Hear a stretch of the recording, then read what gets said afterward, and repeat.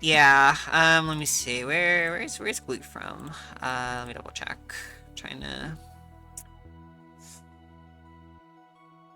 Oh, okay.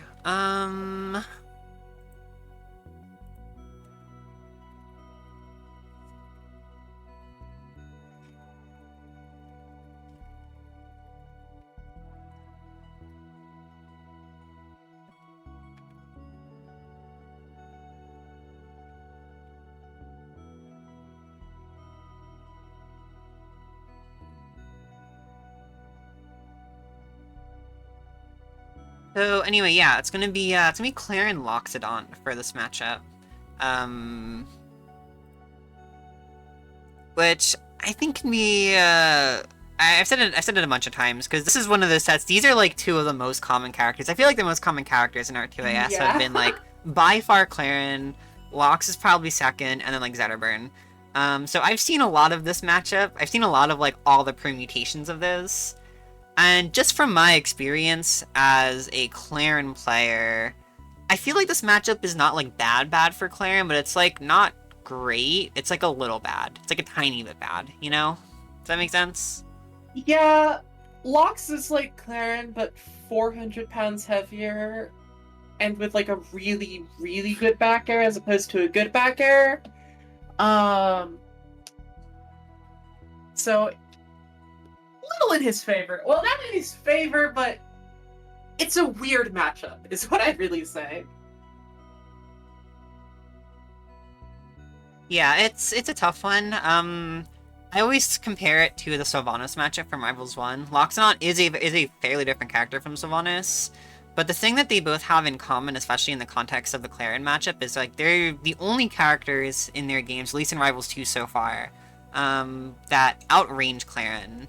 And so that puts a really weird pressure on Clairen to get in, more so than she has to in any other matchup. You can't typically count on Loxodont approaching you. It's pretty hard in general for Clairen to force people to approach, I would say, just because she doesn't have, like, long-range presence via projectiles, but, you know, having the range advantage, you can still play around trying to be you still generally lean towards being defensive. Against Loxodont, you kind of have to go on the aggressive most of the time unless you can build up, like, a sizable lead against him. And it's tough. I mean, oh, they're just going right into it. Okay. Okay, yeah.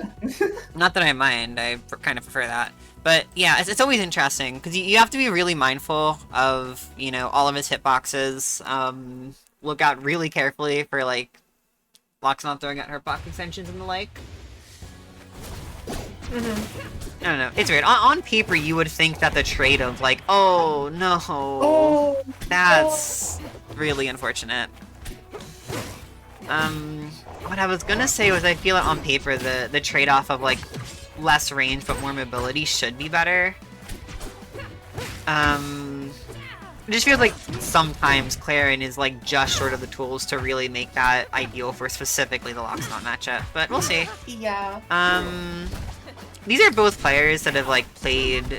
They played more in the earlier R2AS brackets, and they both got their fair share of top 8s, but were never like the super latent bracket threats, I feel like. So I'm gonna be very interested in seeing who comes out on top here. I'm not. They probably played at some point, but I'm not sure if they ever played on stream. Yeah, and this is a matchup.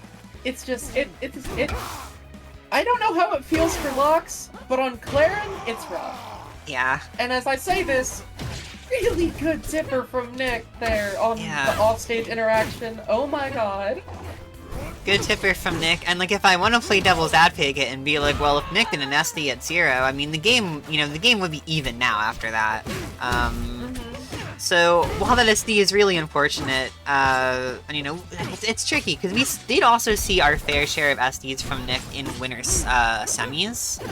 And that has me a bit worried, because, like, repeated SDs against a character like Loxodont, where he's already gonna kill you really early, like, that was like a 40-second stock right there. Yeah. Like, Blue got the offense going and did not... He stayed stuck to Nick, you could say. you know, it's gonna leave a little margin for error for a player like Nick, who does occasionally make these really costly mistakes.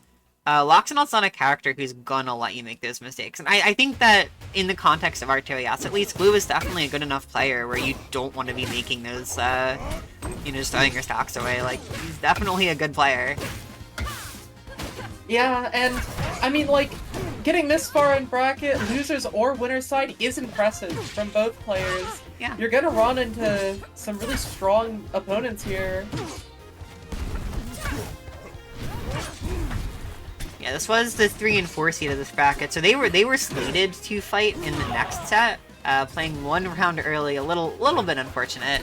Right now, Blue, oof, another early lead here, and this one was all just things working out properly.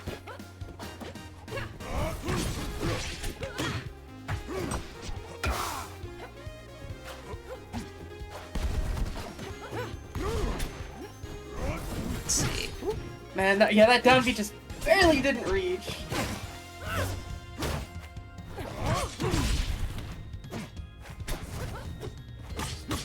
Oh boy.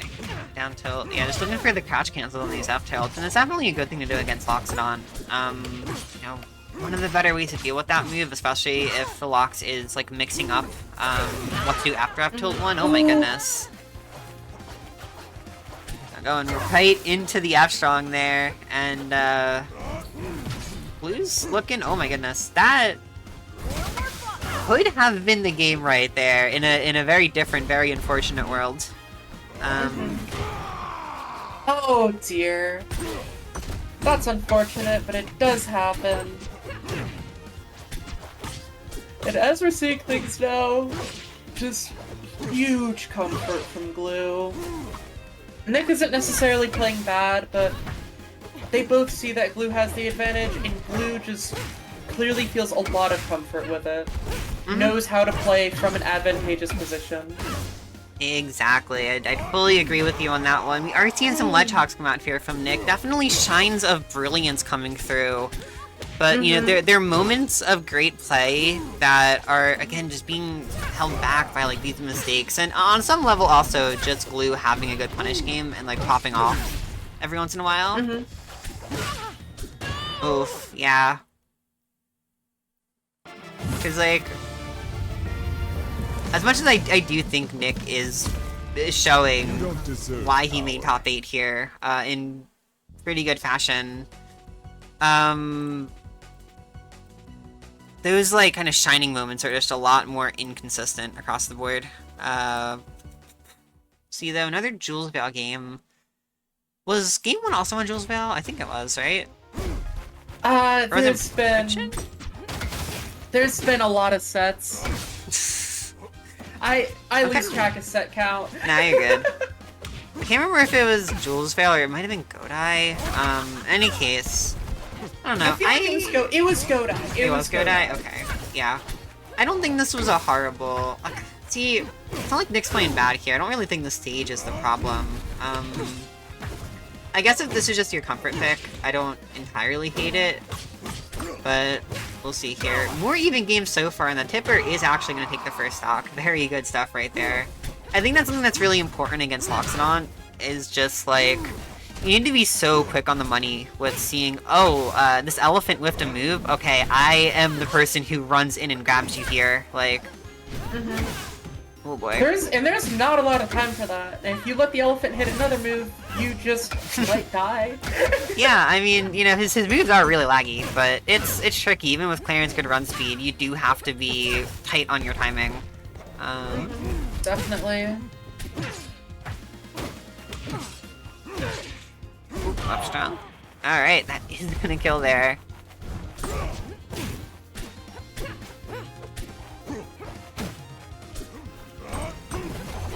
Yeah, and this is honestly even. I mean, like, Lox can just kill really early. We just need to see a few good hits from Glue here, and yeah, things could line up well for him. I want to call it even, but it's definitely not a game where you can count Glue out in any capacity. Double back air, gonna take that stock, and yeah, this is where I think Nick can really kind of get settled in here and start to play a little bit slower. Once you have that stock lead, it's going to be a lot harder for Lox to, like, randomly take a stock than it is for him to just, like, randomly, you know, deal, like, 40% and even in game back up. Yeah, we're seeing the comeback of Nick, honestly. A lot more comfort. Feeling like he's finally, I mean, well, that stock had to go eventually, but still in the lead. Yeah. That's a scary thing. It's just like... I don't know. Clairen honestly is a lot better at getting just, like, random kills out of nowhere in this game. But she's definitely a character that I think, on paper at least, is supposed to necessitate more setups. How much that's true in practice, you know, I'm not really gonna argue that here, but... She's definitely a little more prone to struggling to find her kill, and that's gonna feel exasperated on a character like Loxodont. Oh boy. This could be really bad. Oh my god, that's just gonna be it, isn't it? No. Yeah.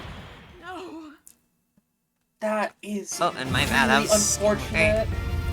Didn't even get the chance to attack with the reverse hit. I know, that's the tragic part, is it was a wonderful reverse hit from Glue, but also... Oh, what an evil reverse hit it is. Yeah. In any case, that's gonna